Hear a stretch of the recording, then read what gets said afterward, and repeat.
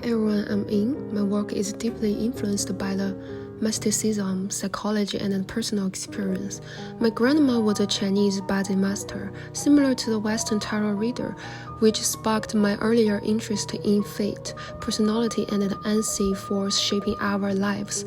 As a sensitive Pisces, I have also experienced predictive dreams which have guided the style of my work. Since 2020, I have worked with the tarot and astrology. This is why my art often exists at the intersection of the dreams, psychology, and the human experience. This painting is titled Silent Woman, inspired by a dream I had during an anxious period after a breakup. In the image, the woman has no mouth. She is unable to express her pain. Beside her is a distorted male figure with an open mouth, yet he cannot speak. A black substance connects them, symbolizing how negative emotions pass between people. While creating this work, I referenced Picasso's The Case. He used the distorted form to express the emotional intensity, and I want to use a similar approach to conveying what cannot be said, and the emotions that move silently between people. As a child, I never understood why characters in romantic film couldn't express their true feelings. As I grew older, I realized something are truly impossible to see. If dreams are projection of the subconscious, why do the people closest to us make us lose our voice? Another series also comes from my dreams, Shattered Mirror. In the broken pieces of the mirror, I saw the fragments of my own face, but within the cracks, I began to see other faces, smiling, angry, distorted. To me, a mirror has always symbolized the self-perception and the identity.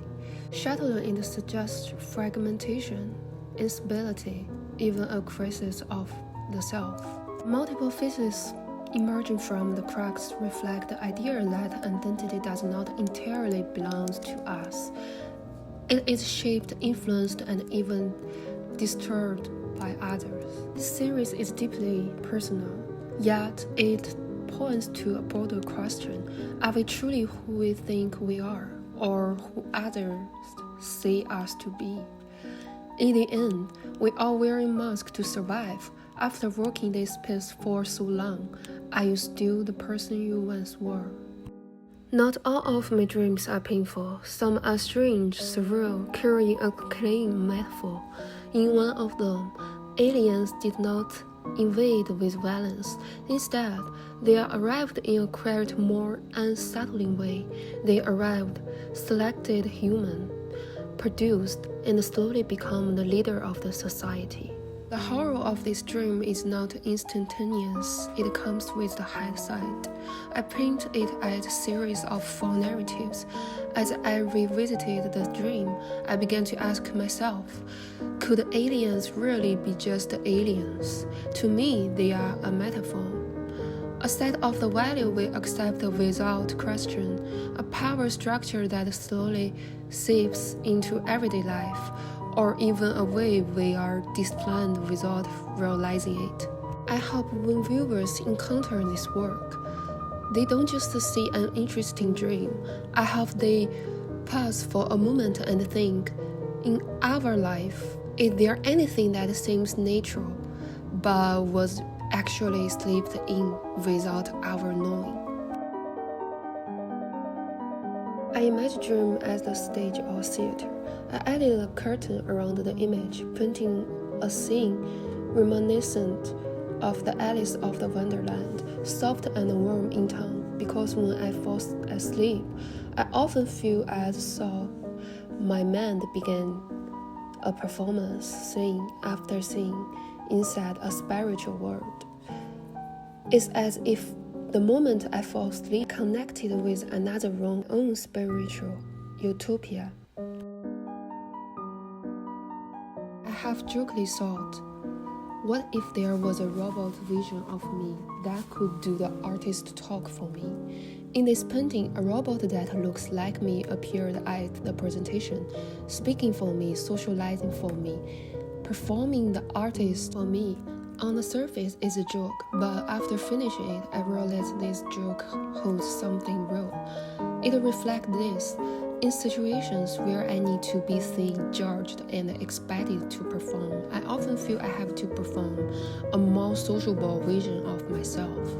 That robot is my response to social expectations and also a kind of self-deviation. I think maybe I'm not the only one. In the art world and everyday life, we are often expected to be confident, articulate, and likable, but sometimes the real self is the one who doesn't really want to talk, who just wants to quietly observe.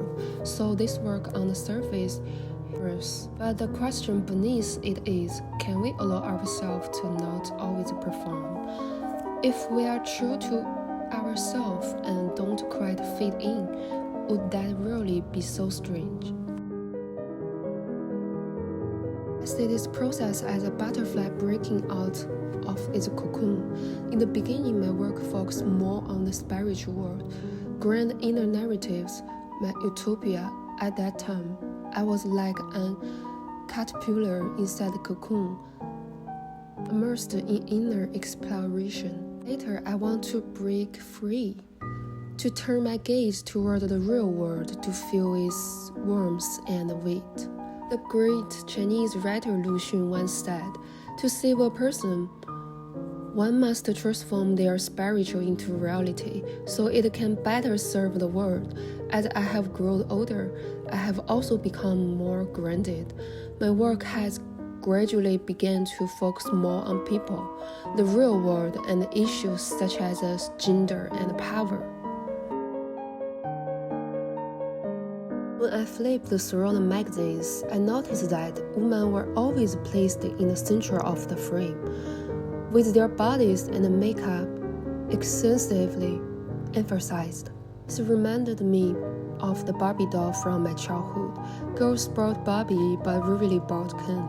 Women have always been the objects of the gaze. So I created a reverse. I placed the male models into pink packaging boxes, reminiscent of the Barbie, and printed camera above the box.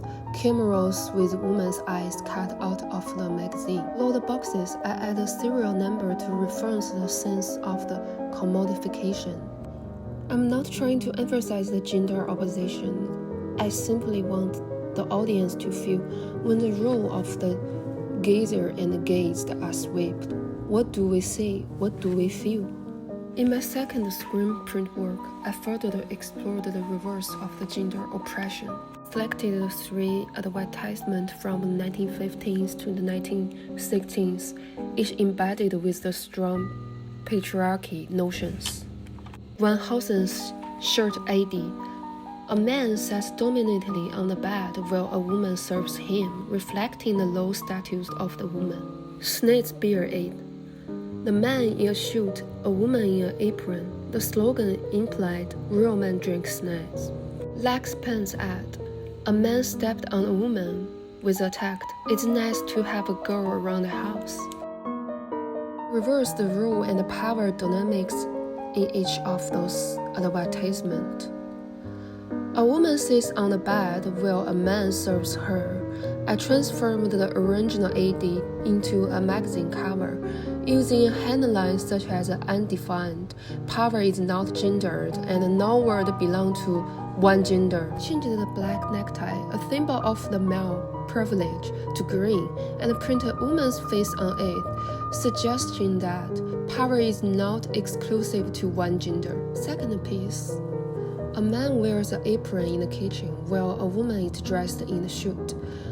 When a man makes a mess in the kitchen, the woman does not criticize him. Instead, reassures him. You didn't ruin dinner. Perfection isn't necessary. I changed the magazine title to Femme, emphasize the understanding rather than lame. Third piece. Gender of shuttling down any fixed gender definition and directly challenging the submissive dynamic of the original ad. Those 3 works are my visual response to the idea that gender is constructed. What I want the viewer to see is this. Power dynamics are not inherent. They can be seen, and they can be reversed. Barbara Kruger's bold combination of the text and imagery directly questioned gender power inspired my critique process. The phrases in my screen prints, such as power is not gendered and gender off, were influenced by her work. Her approach teach me that art doesn't have to beat around the bush. It can use word and image to cut straight to the issue. A challenge for me in my work is to integrate my thoughts with the real world, to connect personal idea with a public audience, to transform the inner world into a more powerful tool for spreading meaningful content. I don't want my work to be merely a mirror that only reflects me. I want it to be a two-way mirror, where viewer can feel my presence, see my world, and also see themselves reflected.